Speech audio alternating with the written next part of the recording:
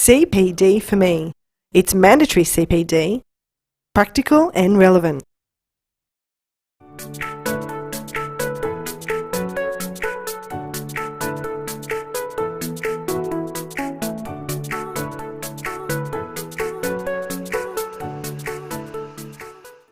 So we're going to do three main things today. We're going to look at sort of negotiation, conflict resolution, communication skills, and we're going to look at sort of some of the key skills that we can use when we're working our way through what are commonly called difficult conversations. Secondly, I want to look at a little bit of the psychology of conflict, and we're going to think about some of those sort of typical and very human defensive or negative reactions that we often sometimes experience when we are broaching challenging or difficult issues or things that people might see as being confronting in some way. The next one is sometimes it's not them themselves that are causing a difficulty, it's the climate that they work in, the work climate. And sometimes work climates in these kinds of professional environments are not that conducive to constructive confrontation.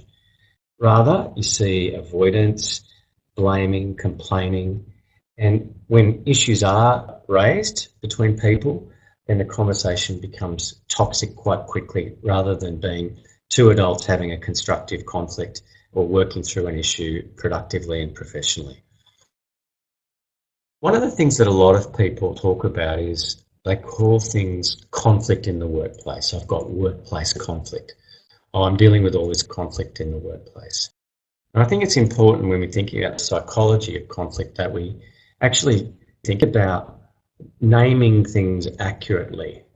So let's imagine you're the leader and you want to have a brief conversation with one of your reports, a guy called Fred, about a matter that you need to check in on. Fred's engaged in some friendly banter in a little group outside in a common area, and you need to quickly grab Fred's attention as part of the conversation. So here's an example of a way that could be undertaken.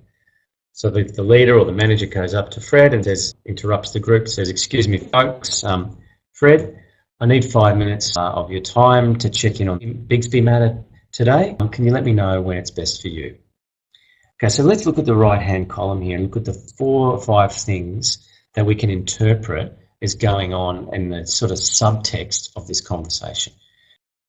Another nice technique we can use in these difficult conversations is what's called reframing. And we talked about framing before. Now let's talk about this idea of reframing. This idea of reframing, it's a great listening skill. And we all know about paraphrasing, where we reflect back what the person has told us.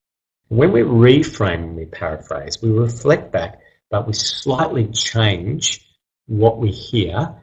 Our version of what the message is slightly less extreme or slightly less toxic.